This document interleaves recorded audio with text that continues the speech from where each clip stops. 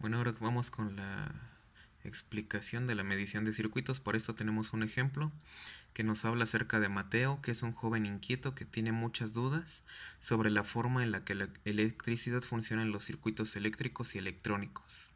Vamos a ayudar a Mateo a resolver las siguientes dudas. La duda número 1 es ¿cuál es la relación que existe entre la tensión eléctrica y el voltaje? Nos dice que la relación entre corriente, voltaje y resistencia se expresa por la ley de Ohm. ¿Qué nos dice la ley de Ohm? Que la corriente que fluye a través de un circuito es directamente proporcional al voltaje aplicado e inversamente proporcional a la resistencia del circuito. ¿Qué quiere decir esto? Si nosotros dibujamos el triángulo de la ley de Ohm, vamos a poner lo siguiente, que es resistencia, intensidad y voltaje. Bueno, este triángulo nos va a simplificar la vida. ¿Por qué? Porque nos dice que la corriente que tenemos a través de un circuito es directamente proporcional a nuestro voltaje. Esto quiere decir que a mayor voltaje vamos a tener mayor intensidad de corriente. Dice e inversamente proporcional a la resistencia del circuito. Esto quiere decir que a mayor resistencia vamos a tener menor intensidad del circuito. La número 2 nos dice, ¿para qué nos sirve saber la intensidad eléctrica que tiene un circuito? Bueno, aquí vamos a utilizarlo para saber la corriente en amperios que necesitan los circuitos eléctricos para funcionar. ¿Qué quiere decir esto? Que si nosotros no sabemos qué intensidad eléctrica necesita un circuito, supongamos que la corriente que necesitamos para hacer funcionar una tarjeta madre de una computadora, si no sabemos la intensidad en amperios que vamos a meter, pues la vamos a quemar. Nos dice la siguiente: ¿cuáles son las unidades de medida del voltaje, intensidad de corriente, la resistencia y de dónde se obtienen? Bueno, las unidades que tenemos son el voltio, el amperio y el ohmio, y se obtienen de la relación que existe entre ellas y se calculan con las fórmulas de la ley de Ohm, que es R igual a resistencia, volts igual a volt, V igual a tensión en voltios, I igual a intensidad de corriente o amperios. Y regresamos a nuestro triángulo. Este triángulo yo lo aprendí como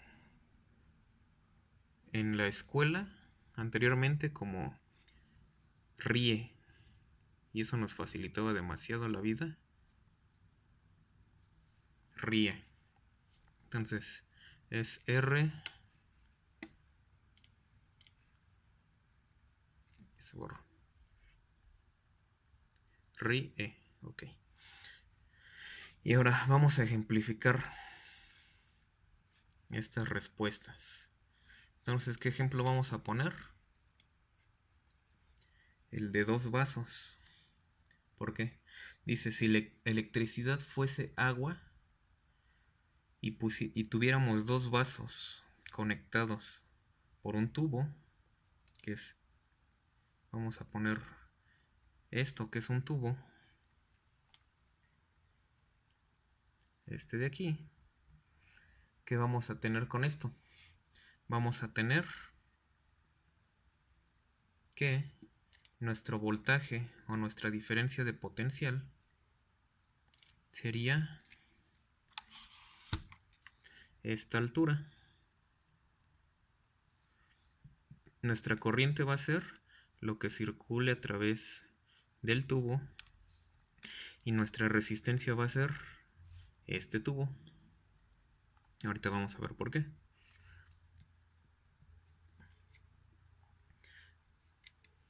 En la siguiente diapositiva tenemos que vamos a aplicar lógica a esto. Entonces, la cantidad de agua que va a circular por este tubo va a ser la resistencia que circula a través de nuestro...